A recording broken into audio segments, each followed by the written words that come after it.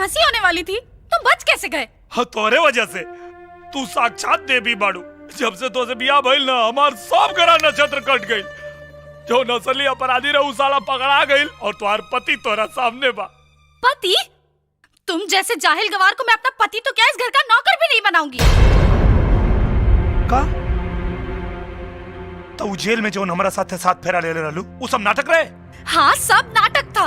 अरे मैं तो शादी करना ही नहीं चाहती थी, लेकिन मेरे डैड ने मरने से पहले एक वसीयत बनाई थी जिसमें लिखा था कि अगर मैं शादी नहीं करूंगी तो उनकी दौलत में से मुझे एक फूटी कौड़ी नहीं मिलेगी। इसीलिए तो मैंने तुमसे शादी की, ताकि तुम्हें फांसी लगे, तुम मर जाओ और मैं आजाद हो जाऊं। लेकिन तुम तो बच गए और यहाँ मेरा सर खा रहे हो। इसलिए फटाफट अपना बोरिया बिस्तरा बांधो और दफा हो जाओ मेरे घर से। हाँ, तो दफा ना, कब तक तुर मुंह देखा। और हम तोरा के सती समझनी और ते तो डायन निकल ले। तोरा जैसे मेहरारू के तो मुंह देखल पापा। अगर तोरा के हमार मुंह नहीं देखे के ना, तो हमरो के तोर मुंह नहीं देखे के। तो खड़े खड़े मुंह देख क्यों रहे हो? निकलो ना। हाँ, तो चिल्लात का बढ़ जाता नहीं ना। अरे कहाँ चल दिए रामपुर के लक्ष्मण? हम यहाँ सीता के तलाश में आयल रही, लेकिन तुहार भतीजी पूरा सुपना खा बिया। 1 मिनट नहीं खेला ओकरा साथ हमके। अरे मैंने तो सुना था कि गांव के लोग बड़े जवान मर्द होते हैं, अपनी औरत की नकेल को ऐसा कस के रखते हैं कि उसकी इजाजत के बिना वो हिल भी नहीं सकती। तुम कैसे मर्द हो यार? चाचा, मर्दानगी मत नहीं आ रहा। मौका मिलल रही ना, तो आजे दिखा देले रहती कि मर्दानगी के मतलब का होला। अरे तो देर किस बात की है बेटा? जाओ अपनी बेलगाम औरत की लगाम कसो, तब मैं समझूंगा कि तुम मर्द के बच्चे हो। का लगाम लगाई? का लगाम लगाई? ओके, जो शादी भी धोखा के बुनियाद पे कैले बिया। लेकिन बेटा वो बुनियाद कानून के शिकंजे में ऐसे कसा हुआ है कि वो चाह कर भी नहीं निकल सकती। वो कैसे? वो ऐसे कि जेलर के सामने तुम्हारी शादी हुई है, तुम्हारी शादी के सारे सर्टिफिकेट मेरे पास हैं, सारे सबूत उसके खिलाफ हैं। अरे कानूनन वो तुम्हारा कुछ नहीं कर सकती, लेकिन तुम जो चाहे उसका कर सकते हो। अच्छा? तब देखा चाचा, देखा है भोजपुरिया जवान के खेल कैसे निकाला था नींद करते हैं। मैडम मैडम मैडम चाय। वो नमूना यहाँ से गया कि नहीं? नहीं मैडम, वो तो मजे से खा पी रहा है। इसकी तुम्हें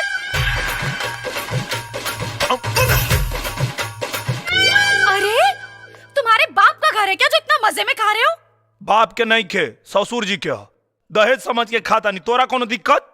भिखारी कहीं के, तुम खुद यहाँ से निकलते हो या मैं तुम्हें घसीट के बाहर निकलवाऊं? अरे केकरा से बात कर दिया रे? पति परमेश्वर से ऐसे बात कर जाला? देखो भी, जबान संभाल के बात करना था। कान के नीचे जवान लपड़ मारब की आंख निकल के नाचे लगी। तुम्हारी इतनी हिम्मत कि तुम मुझ पे हाथ उठाओगे? हाँ, जरूरत पड़ी तो लथिएबो करब। ई कौन बेला रे उठे के? हैं? काल से अगर सवेरे सवेरे उठ के आई कुल झाड़ू पोछा ना भइल ना, तब हम तोके बताएब कि मर्द और मेहरारू में अंतर का होला। रामू लोचन! जी मैडम। अभी के अभी इस आदमी को यहाँ से बाहर निकालो। बेटा, इनकर मर्द होके के नाते अब घर के मालिक हम बानी। अब ऑर्डर इनकर ना हमार चली। हमारा के निकाले बोलो तो नहीं लोग के निकाल दे। नहीं मालिक। अरे नहीं। हाँ, अब तू मुंह का देखा तारी रे? हैं? जो हमरा खातिर पानी लेके आओ। पानी? मैं तो तुम्हें जहर दूंगी। जो देवे के बाद तो देते नहीं खे। नाराज हो गए। सुनो ना, दिन भर लड़ाई हुई तो हमनी के प्यार मोहब्बत कब करे के? वैसे रात के तब प्यार के हमनी के खेला खेलिए ना पहुंच जा। चला ना, अभी प्यार के लड़ाई लड़ल जाओ। Oh shit. सोना, सुहाग रात तो सबे मनावला, हमनी के सुहाग दिन मनावल जाओ। चलो ना।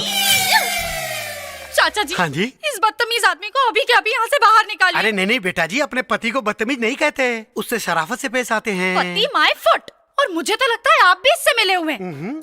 कोई बात नहीं, मैं इस शहर का सबसे बड़ा वकील करूंगी और चुटकियों में तलाक देके इसे यहाँ से बाहर निकलवा दूंगी, देखना। अरे नहीं बेटा जी, ऐसी गलती जिंदगी में मत करना, क्योंकि तुम चाहकर भी तलाक नहीं दे सकती। क्यों नहीं दे सकती? क्योंकि उस दिन तुमने अपने पिता की वसीयत को बगैर पढ़े फाड़ दिया था। उस वसीयत में साफ साफ लिखा है, अगर तुम अपने पति को तलाक दोगी तो ये पूरी जायदाद तुम्हारे पति की हो जाएगी, यानी इसकी हो जाएगी। Oh no! ओह यस बेटा जी, हाँ, एक शर्त पे ये पूरी दौलत तुम्हारे नाम पे हो सकती है। अगर ये तुम्हें तलाक दे दी, तुम तलाक दोगे बेटा? ना, इतना मुश्किल से तो इतना गौच माल मिलल बा, हम ये जन्म तक का 7 जन्म में छोड़े वाला नहीं की।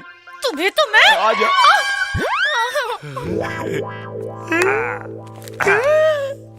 ये क्या है बेटा जी?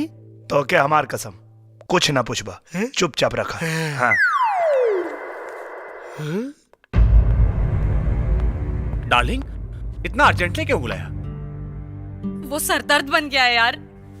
अगर वो यहाँ से जल्दी नहीं जाएगा ना तो मैं पूरी तरह पागल हो जाऊंगी। नहीं सुना डार्लिंग, मेरे रहते तुम्हें कुछ नहीं होगा। दुनिया में तुम ही तो एक सहारा बचे हो मेरे। प्लीज कुछ भी करो, कैसे भी उसे यहाँ से भगाओ। बस तुम देखती जाओ, उसका तो मैं वो हाल करूंगा कि वो तुम्हारी घर की तरफ मुड़कर देखेगा भी नहीं। अंदर कैसे घुस गए? निरहुआ कहाँ है? क्यों? कहाँ है निरहुआ? अरे मुझे क्या पता, यहीं कहीं होगा, जाओ ढूंढो। कहाँ रे गाउटी? साला अनार। बानर लिखा है ने का देखा तारा रे? हम यहाँ बानी। अरे उसका मुंह क्या देख रहे हो, जाओ मारो। सडम मार इसको। आजा आजा आजा आजा आजा आजा आजा बेटा, आजा आजा आजा आजा आजा, अब मजा आएगा। आजा आजा आजा, बोलो बजरंग बली की जय। अबे सालो, तुम लोग जयकारा लगाने आए हो, मारो ना। रुका। तू हमरा से पीछा छोड़ावे खातिर एकनी के बोले ले बाड़ू, तो तारा मालूम है नहीं के कि हम एगो हिंदुस्तानी पति हैं, और हिंदुस्तानी पति एक बार हाथ पकड़ लेलस तब फिर जीवन भर छोड़ेला ना। अबे सालो, देख क्या रहे हो, मारो ना यार। मारो ना, पकड़ लो। अरे गधो, मुझे नहीं, उसे पकड़ो।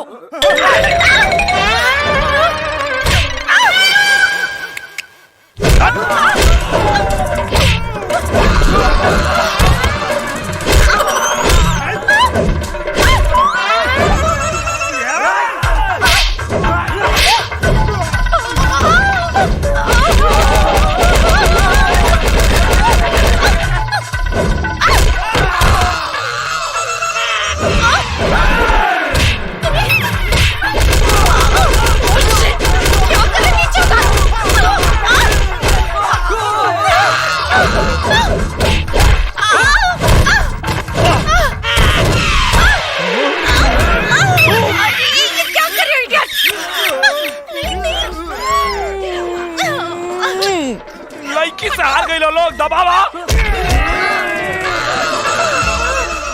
बोल लड़की तो नहीं की धकेल देती है, दबा दो साले। हार गई लोग, दबावा। धोनी की लड़की हरा देती है। अरे तुम लोग मारने आए हो कि चुम्मा दिलाने आए हो? आजा आजा आजा आजा।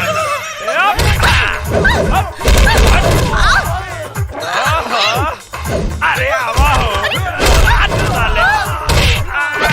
अरे क्या कर रहे हो तुम लोग? अरे मुझे तो नीचे उतारो। सही गुंडन के बोलेंगे थाड़ू तू। घुमावा घुमावा भाई लोग, सुहाग रात में के भाई मनवावा लोग भाई।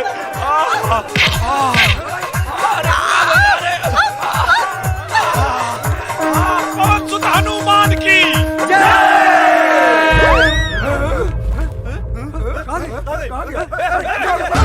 आजा आजा आजा आजा।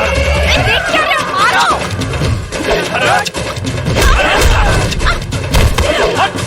की करे?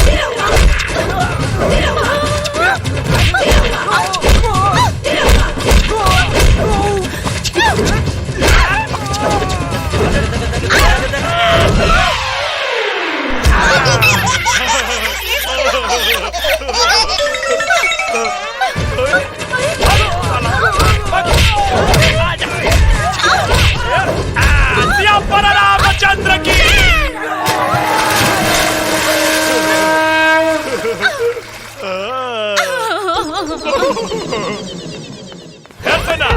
है सुना? Shut up. अरे सुना सटअप तब न जब नेरे बू तनियावत देह दबा दा हमार जान। What an idiot. अरे गुंडन के मार मार के देह में दर्द हो गई, तनी दबा दे तो क्या हो जाई? अरे गुंडों को तुमने कहा, गुंडों को तो मैंने मारा है। मेरे गुंडों को मुझसे ही पिटवा दिया, तुम्हें तो मैं। अरे अब क्या है? पानी गरम कर, हमरा नहाए के बाद। मैं क्या तुम्हारी नौकरानी हूँ जो तुम्हारे लिए पानी गरम करूँ? खचड़ी मेहरारू से दिल लगावे के बातें अलग है। मत गरमा, हम ठंडा पानी से नहा ले। ओमे का बा